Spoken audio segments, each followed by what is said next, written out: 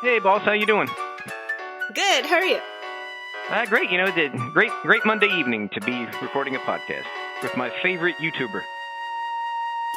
Vati isn't here, what are you talking about? I like Vati, but you're my favorite. That's like 10 million points right there for you, Nick.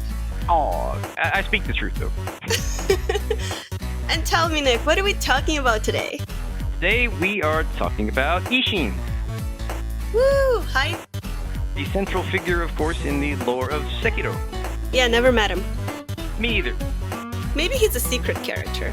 Yeah, it's like the Moon Presence. He's a secret character that you have to eat 3 umbilical cords to unlock him.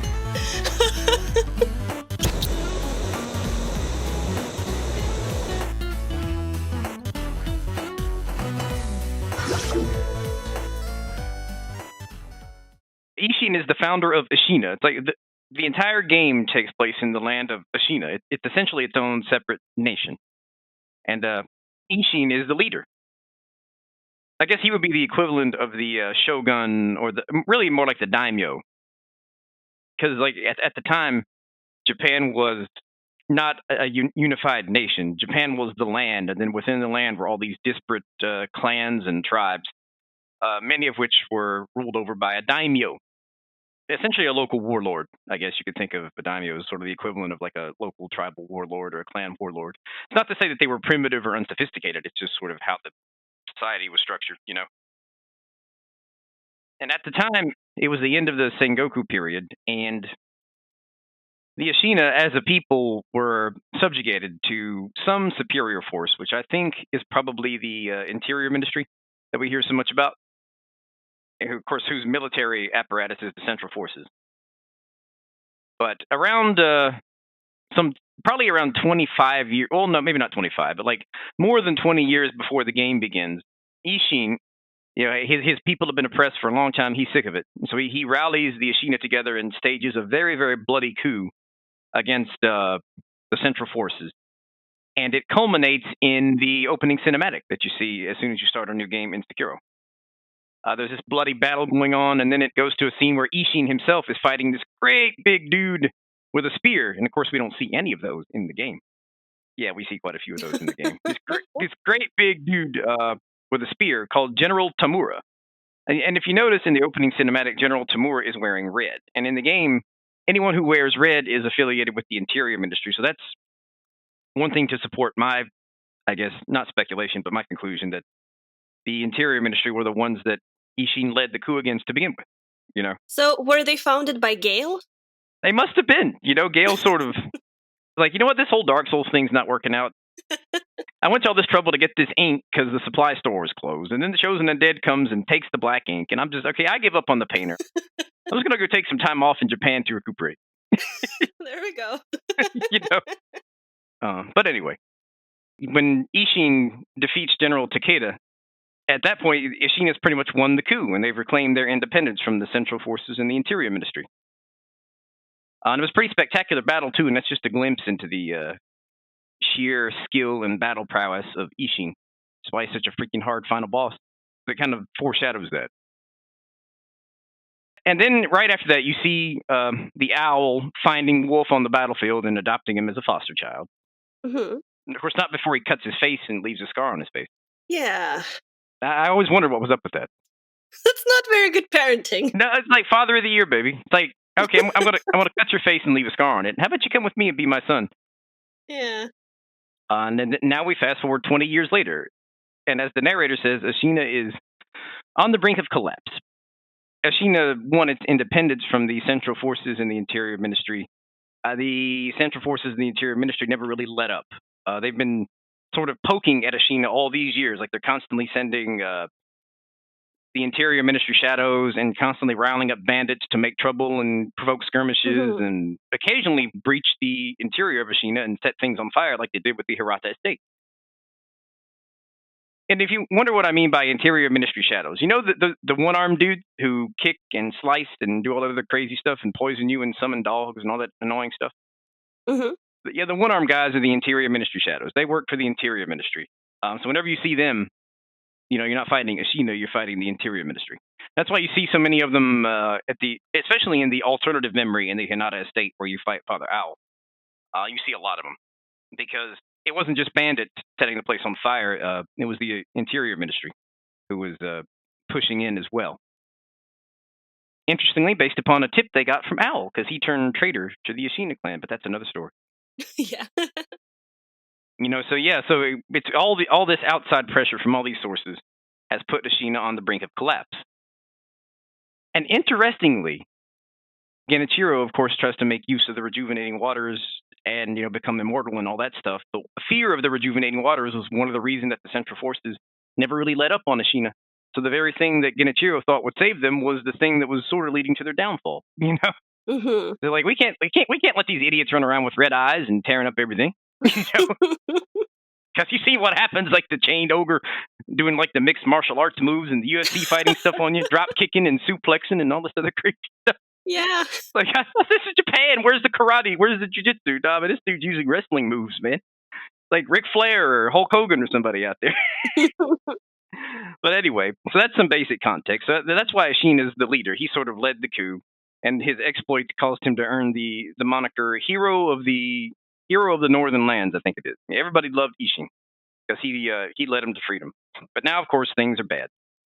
And it's not only bandits, it's not only the Interior Ministry shadows, but even assassins from the Senpou Temple are coming in and causing trouble and kidnapping people and eventually siding with the Interior Ministry. And the Senpou assassins are those annoying short guys with the bamboo hat, that stab you and poison you and do all this other stuff. Real short, ugly, stumpy guys. Those are the Senpou. Rats? Yeah, the rats. Exactly, the rats. Those are the Senpou assassins. And seeing all these threats, of course, Isshin dons the alter ego of the Tengu of Ashina. Of course, Tengu means crow. Whoa, spoilers. Big spoilers! Isshin is the Tengu of Ashina. Yeah, never mind that you see the costume hanging up in his room in the tower. It's like, I mean, it's enough of a hint that he calls you Sekiro after the Tengu names you Sekiro. And then Wolf acts all surprised. He's like, what? It's you? Yeah, he's not the brightest. It's like, Wolf, look behind him. The costume is hanging up there behind him. Poor Wolf. Yeah. But yeah, so all these things have kind of come together to greatly weaken Ashina. Plus, Isshin's failing health has taken a toll on their morale. And Genichiro is more or less the leader, I think, at this point for most practical purposes. Isshin is still pretty much. Yeah, Isshin is still the leader technically, but he's healthy enough to run around and kill strong fighters, but I think he's just abdicated a lot of the day-to-day leadership to Genichiro. Mm-hmm. And Genichiro is probably not quite the same leader as Isshin was, and so there may have been some mismanagement behind it too. Genichiro was so preoccupied with gaining power and all of that he might not have devoted adequate time to actually, running things. So I speculate that poor leadership or declining leadership might have had something to do with it as well, not just the outside pressure, There was a combination of things. So that's the context. And so what Isshin's built sort of crumbling around him, and he sees it. So he dons the persona of the Tengu of Ashina to deal with rats. And for our purposes, rats mean the Senpou assassins because those are the ones he specifically asked us to kill. Namely, those three that are kind of gathered around on the castle grounds talking about, Isshin's going to die and Ashina's done for and all this other stuff. Once you kill them, he gives you the Ashina esoteric text, which gives you access, of course, to the Ashina skill tree. Lots of interesting moves there. Some overhead. I forget the name of the overhead slash, but that's sort of like the foundational move of the Ashina style and all the rest of it. And then later we encounter him again at the Serpent Shrine, and once we've learned some secret techniques, he'll give us the Mushin esoteric text, which is sort of a compilation of all the fighting techniques that he has learned over the years, as he has the description says that it embodies his achievements and drive for power, and for that reason will never be finished. I guess because his drive for power is never ending, so it'll never be finished. Yeah. Isshin was always a warlike person. He always craved battle. When it says drive for power, I don't think it means political power. Being the head of the clan is nice and all, but he always wants to become a greater warrior. Mm-hmm. I think that's what power means in this context. Like, he always wants to hone his technique. He always wants to be a better combatant. Mm-hmm. That's why he's always looking for new techniques and always. It says he polished his techniques in the blood of his enemies. He was always seeking out deadly conflicts so that he could grow stronger and learn new techniques to fight. Mm-hmm. All he cared to do was fight and kill, pretty much, so he can hone his technique, hone his skill, and become a greater warrior. That was his lifelong ambition. Matter of fact, it says straight out in one of the, I think in the Sword Saint memory that you get once you beat Sword Saint Isshin, it says that he wished for war until his final hour, and that is precisely what he got. You know? So he was a very warlike. He cared to do was fight, and grow stronger that way. Polish his technique, hone his skills, all that stuff. So he's a single-minded man in that respect. And of course, he was renowned as probably the greatest warrior ever. So it paid off to a point. And he's a heck of a final boss, man. Yeah, yeah. Paid off for sure. But we'll get to that because there's some interesting lore behind the Sword Saint Isshin fight as well. But we'll get to that. Okay. Interestingly, of course, when we talked about the Sculptor, we talked about the Shura ending and how even Isshin says that those who engage in a lot of killing are in danger to become Shura. You know, those who give in to their hatred and bitterness and eventually turn into a monster that loves nothing except to kill for the pure pleasure of it and could eventually devolve into something like the Demon of Hatred. For more, please see the Sculptor podcast. Yeah, exactly. So it seems that Isshin encountered Shura twice in his life. The first time he actually killed the Shura. The second time he saw that the Sculptor was on the verge of becoming Shura, and so he cut off the Sculptor's left arm to sort of arrest the transformation and prevent the Sculptor from turning into Shura. So, because he didn't kill the Sculptor, the encounter where he killed the Shura can't be the same. I don't think, because the Sculptor's still alive, obviously, when we meet him later in the game. So those were Isshin's two encounters with Shura, and from that he learned that anyone who does a lot of killing is in danger of becoming Shura, which is interesting because Isshin probably did more killing than any other character in the game, yet he seems to be in no danger of becoming Shura. Yeah.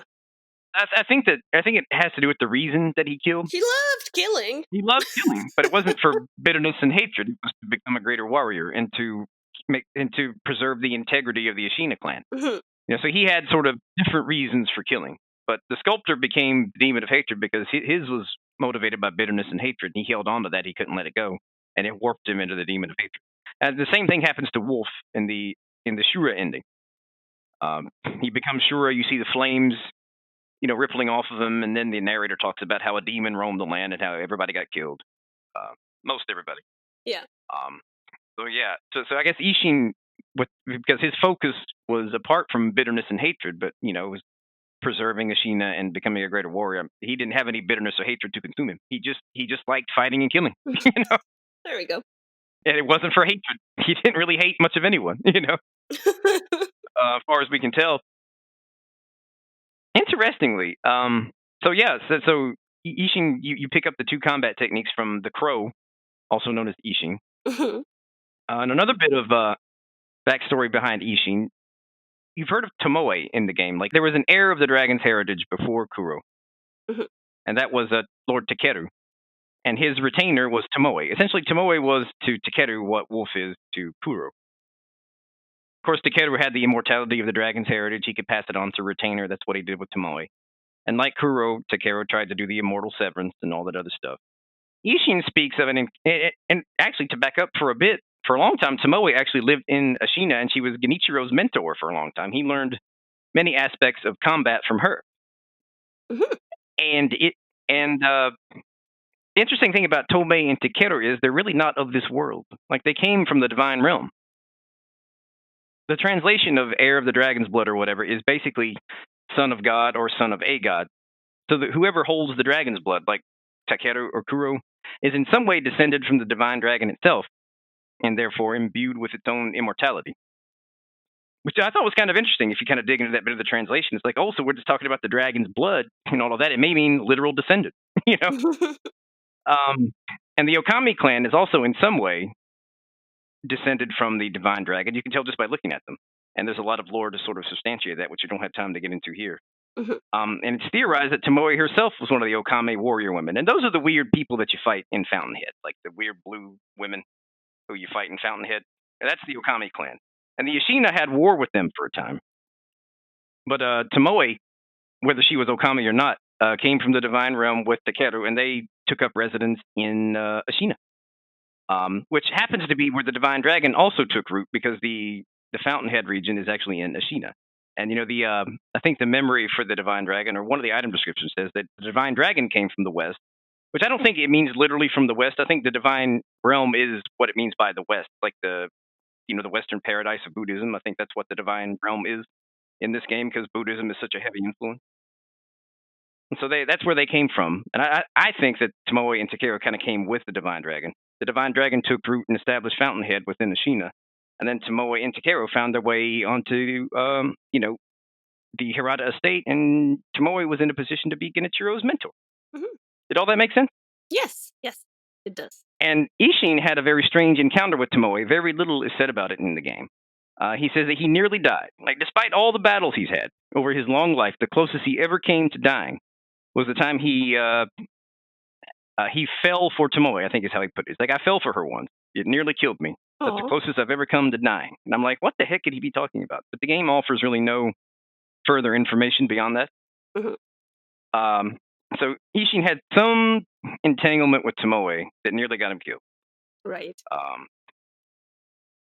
Anything that goes on in the game, Isshin is somehow involved in it. Now, interestingly, Isshin figured out how to counter the lightning technique, which Genichiro had to learn from Tomoe. I mean, when you fight him in the lightning phase, it's Way of Tomoe. Mhm.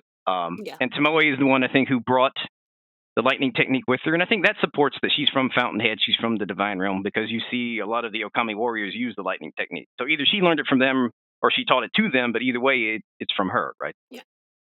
So it's of that area. And Genichiro himself uses a lot of fighting techniques that you see from Fountainhead. So like that also substantiates the notion that she was his mentor. The game says it straight out, but I love how they have him use a lot of the Fountainhead fighting techniques, which supports the notion that she was his mentor. They don't just say it and leave it alone. They actually work that into his combat style, which I think is a really nice touch. Yeah. So yeah, so there's sort of relationship between Ashina and Tomoe and Takeru, and whatever run-in Isshin had with her, even though she was on the estate, she was a mentor to his grandson. Somehow he had an encounter with her that nearly killed him. And I have no idea what it was. The game offers no clue. Interesting. Yeah. Maybe it's more like a metaphor. Like maybe he did fall in love with her, and then it's like they broke up, and he's like, "Oh, my heart is broken." Maybe he fell in love with her, and somehow it just didn't work out, and it really, really didn't work out. Or if indeed Tomoe was a member of the Okami tribe, it could have something to do with the conflict between Ashina and the Okami that broke out at some point. Because the Sabimaru is very effective against the Okami, and that's the reason it's venerated as a national treasure. Although I don't really think so, because it talks about that conflict as being like of old, like it happened a long time ago, in previous generations. So I don't think that was it. I guess it could be, but the way the game talks about that conflict, it's like in previous generations. It's like conflicts of old, and even to this day, Sabimaru is venerated as a national treasure. So the timeline there's a little confusing. So I don't know. I'm just speculating. Like I have no idea what it was. But we know Isshin knew how to counter the lightning technique because we find the solution in the dojo. It's like, here, jump, deflect. Pretty much, I mean, it's not exactly what it says, but it's like avoid ground, reverse the lightning. It's like, okay, cool. Excellent. So apparently Isshin sort of anticipated that they might need to counter the lightning technique at some point, and the technique to do that was conveniently posted in the dojo inside Ashina Castle. So there you go. And so now Isshin, so that's a lot of the stuff behind Isshin. There's a lot of colorful like side stuff about Isshin too. Like if you give him the Dragon Spring Sake, he talks about how these fools would keep trying to take it from him. One with illusion techniques, which was Lady Butterfly, and one with his big lance, which is probably a reference to Gyobu. And then even Owl would try to take it from him, and of course Isshin wouldn't let him have it because Dragon Spring Sake was so good. There's a lot of amusing little anecdotes there. And I think we've covered most of the big important lore about Isshin. So I guess we'll come to him as kind of the final boss. Like, well, to back up, he's the final boss no matter what ending you get. In 3 of the 4, you fight Isshin, the Sword Saint, and in the Shura ending, you fight what I'll call Old Man Isshin, like present day Isshin. And his motivations to fight you are different depending upon what the ending is. Like in the 3 where you fight the Sword Saint, you may have trouble understanding why he wants to fight you, because he's grateful to you for defeating Genichiro and sort of arresting his efforts to use the rejuvenating waters to become immortal and do all that stuff. And because Isshin also opposes using the dragon's blood. That's why he wanted Sekiro to rescue Kuro. And the reason he opposes using the dragon's blood is because Emma speaks of there was a dragon rot epidemic once before. And of course, the death and rebirth mechanic in the game is closely connected to the dragon rot. Like, the more Wolf dies and is resurrected, the more dragon rot will spread because he's actually drawing upon other people's life force to resurrect himself. Mhm. And so that's an interesting bit. And so once before there was a dragon rot epidemic, and it must have been because Takeru and Tomoe somehow assisted the Ashina in the coup, in the rebellion. Mhm. Because the timeline just makes sense. And then after that, you see that Tomoe became Genichiro's mentor. She and Takeru were accepted and welcomed in Ashina. It must be because, for some reason, they fought with Ashina in the rebellion. Mhm. And of course, Tomoe, or maybe Takeru too, died and came back, died and came back, died and came back. And that's what must have led to the dragon rot, right? Mhm. That makes sense, yeah. You see all these pieces kind of come together, and it's really interesting. Yeah. So Isshin is grateful to us for saving Kuro because he doesn't want to see another dragon rot epidemic.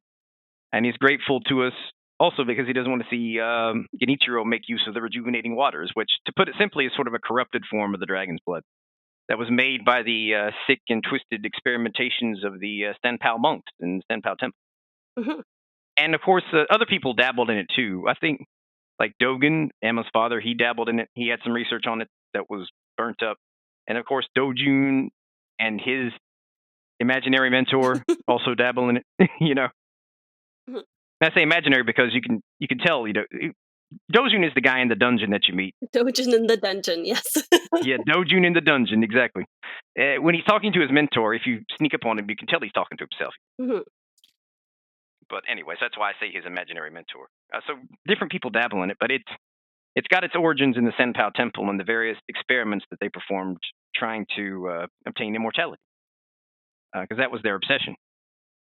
So yeah, so Isshin didn't want anything to do with any of that stuff, especially the dragon's blood, because he didn't want another dragon rot epidemic. That was one of the prices that Ashina paid, I guess, to overcome the rebellion, because you've got these immortals helping you, but on the other hand, the other people are dying because of it. So because he's so grateful to us for all these things, you wonder when Genichiro slits his, spoiler, when Genichiro slits his own throat and Isshin kind of crawls out of there in one of the creepiest cutscenes ever. Yeah. You're like, why are you fighting me, dude? I helped you. Yeah. Yeah, there are two mortal blades, both of which can kill the undying, right? Mhm. One is red, and it glows red. That's the one we get. And one is black. We get the red one. Genichiro gets the black one. But the black one has another special property. If you look out just outside Isshin's room in his watchtower, you'll find the black scroll. And the black scroll doesn't do anything for us. It just describes the black mortal blade. Mhm. It indicates that the black mortal blade's true name is Open Gate, and it actually has the power to open up a gate to the underworld, and by extension, summon back someone who has died, Mhm. right? Which is a pretty incredible power. So what Genichiro does is he sort of sacrifices his own life to open up a gate to the underworld and bring back Isshin. Because by this point, if you get to the Sword Saint fight, Isshin has died. Emma says that he succumbed to his illness, but some speculate that he actually died fighting the invading Interior Ministry forces. But either way, he's dead. I say Emma killed him. Emma might have, who knows? She's like, oh, you're going to become a Shura. And she just kills him. Yeah, there we go. Of course, she talks about how he keeps sneaking off. Well, I'll keep you from sneaking off anymore. Just kills him. Of course, that kind of defeats the purpose of being his physician because he's dead, but we won't, Yeah. video game logic, it doesn't have to make sense. So Isshin sort of comes back from the underworld and literally crawls out of Genichiro. It is a weird thing to watch. It's something, yeah. It is. Like, this will jack you up once you see it, but And so Genichiro has brought Isshin back from the underworld. And the memory for Sword Saint Isshin indicates that, I think this is why these two boss fights with Isshin are so different, indicates that those who come back from the underworld do so at the peak of their, quote, prosperity, which I take that to be a translation snafu. I think what it should say is strength. So here we're fighting Isshin at the peak of his strength. And not only that, not only are we fighting Isshin at the peak of his strength, but he uses the lightning of Tomoe in the fourth phase of the fight. Or the third phase with him, fourth phase altogether, because the first phase is Genichiro. He uses the lightning of Tomoe. So I think he's also acquired a lot of Genichiro's prowess as well. because he sort of comes out through Genichiro, right? Yeah. And so he may have inherited some of Genichiro's strengths, including the ability to use the lightning of Tomoe, unless Isshin already knew how to use it in life and also, therefore, knew how to counter it. Yeah. But either way, it's like we're fighting Isshin at the very apex of his strength, you know? And since he's pretty much the greatest warrior of all time, it makes for a difficult boss fight. You know? But that doesn't answer you, why does he fight us? Because he should be grateful to us because of all the help we gave him, right? Well, the only hint as to his motivation is where Isshin says, as he's coming out of Genichiro, he says, "Pitiful grandchild, this was your last wish, which means, Sekiro, I must destroy you." So I think that whatever act Genichiro performed with the Black Mortal Blade to summon Isshin was somehow bound to fulfill Genichiro's last wish. Like, Genichiro essentially gave up his life in exchange for having Isshin fulfill his last wish. Right. I think at this point, Genichiro he still talked about restoring Ashina to glory and all this stuff, but I think at this point, his one real obsession is to kill Wolf. Yeah. You know, it's like he seems to have sort of gone a little nuts and lost his focus. Like, at the beginning of the game, he actually did things that make sense if you want to, restore Ashina to glory and fend off the invasion. But at this point, he's got no shirt on. He's all ragged and crazy-eyed. So I think he's just like, he's really left off caring for Ashina. He just wants to kill Wolf at this point. You beat me once, maybe twice, depending on how the intro fight goes. I just want to destroy you. I'm not sure I know why anymore. I just want to destroy you. Yeah. And I think that's borne out by the fact that Genichiro's last wish is for Isshin to destroy Sekiro. Not to fight off the invaders, which would have made sense. Not to, round up all the survivors and do whatever else. It's to destroy Sekiro. And so because Genichiro gave up his life to have Isshin come do this, I think Isshin was sort of bound to destroy us, or at least give it his best shot. Yeah, that would make sense. I like that. But in the Shura ending, we don't fight the sword thing because at this point, Isshin is still alive. We fight two bosses at the end. Basically, it's real simple. Like, when Al confronts us at the castle lookout, of course, we have the option to forsake Kuro or stay loyal to Kuro. If we choose to forsake Kuro and side with Owl, then it'll pretty much immediately take us into a boss fight with Emma. And then once we kill Emma, poor Emma. And once we kill her, we'll fight Old Man Isshin, as I call him. That's not obviously his official boss name. It's just Isshin Ashina. But for our purposes, we'll say Old Man Isshin. Here, it's simple. He sees you turning into Shura, and he wants to put you down. Yeah. It's really simple. He's like, "I never thought I'd have to kill your kind again, Sonny. Get off my lawn. Don't get my water hose." That's literally how it went down. Get off my lawn. Never mind the sword, he gets a water hose. "Get off my lawn, you Shura. You little whippersnapper, Shura." But that's what he says. He's like, "I never thought I'd have to kill your kind again." And the English voice acting is so bad here. I played it in French. It was pretty good, actually. Oh, yeah, and Japanese is excellent. I mean, the Japanese is superb. But the English voice acting is so bad. "My name is Gyobu Masataka Oniwa!" What are you talking about? This is iconic. That was the best thing I ever heard. I watched a lot of YouTube videos with those words, okay? Oh, I know. Oh, YouTube has made hay of it. It's hilarious. "My name is Gyobu Masataka Oniwa! Moving haste and time, I've watched some of them with my viewers on stream, but it's hilarious. We have a good time. Oh yeah, we forgot about that. What's your Twitch channel? Oh, it's a Cynder Thief, CYNDER_THIEF. And that's where we have fun and engage in sundry shenanigans. And YouTube and Twitter are the same. So yeah, great. So yeah, it's really simple in the Shura ending. He wants to kill you because you're turning into Shura. He's like, "I killed one of you, and I'm going to do it again. Now get over here so I can smack you with my cane." But he's actually a pretty tough boss, even as Old Man Isshin. Not as tough as Sword Saint, from what I gather, but still pretty tough. Right. He's got this flame attack and the grab attack, and you can spam like the thrust combat skill, from what I've seen, but Who wants a cheese? I'll just try to fight him straight. Yeah, up. gotta fight him honorably. Yeah, exactly. I'll cheese Mikolash because I just don't want to chase him around. I don't want to deal with a call beyond, at least in like the higher New Game Plus cycles. But Yeah. Isshin will fight honorably. Mhm. So yeah, so that's Isshin from as far back to the beginning as we can go to the end. One last little side note: the 7 spears that you see, Yes. you fight 2 of them. Those were Isshin's most trusted and loyal warriors. Like each of them had a spear given to them by him, and he gave the lance only to his very most trusted warrior. Notice Genichiro does not have a spear. Ooh, burn! Ooh, snap. Yes. Pitiful grandchild. But anyway. So yeah, and so we fight 2 of them, and so those were like Isshin's top warriors. Mhm. His most trusted inner circle of warriors. Mhm. Kind of like King David in the Old Testament had his 3 mighty men, and then his 30 mighty men outside the 3 mighty men. Well, the 3 mighty men were like the inner circle, and so that's what these guys were to Isshin, like the inner circle of warriors. Not necessarily in terms of political leadership, in terms of guys he'd go on the battlefield and fight with, you know. I like how you're all educated and bringing in IRL examples. I was thinking more like, oh yeah, like Gwyn when he separated his soul or whatever to his knights. The 4 knights, yeah. It's essentially the same thing. These are his most trusted warriors, you know. Mhm.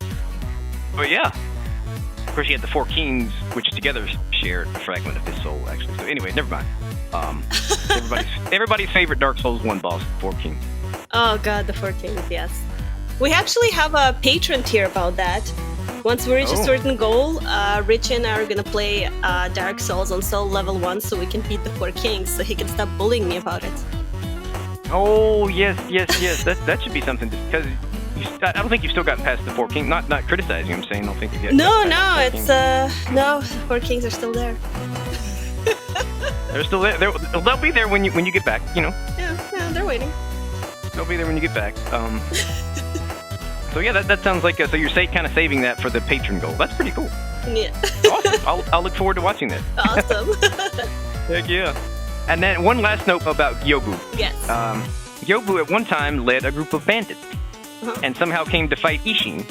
Isshin defeated him, but Isshin was so impressed by his sheer strength, he took him on as a warrior, and later Yobu became Genichiro's most trusted retainer. Oh. And the most prone to scream, "My name is Yobu." You know what that reminds me of? It reminds me, like back when I was in high school, Kid Rock was really, really popular, and his big hit song was "Ball with the Ball." Oh, so maybe he's also a fan. Maybe he's also a Kid Rock fan, because at the very beginning of the song, I love this confidence. Kid Rock comes out and says, "My name is Kid!" and he holds that for like, how many seconds? Kid Rock! Like, just the confidence to announce your name right out the gate, just in case anybody was unsure. That's how I'm gonna do all my intros from now on in the podcast. Yeah. My name is Sid!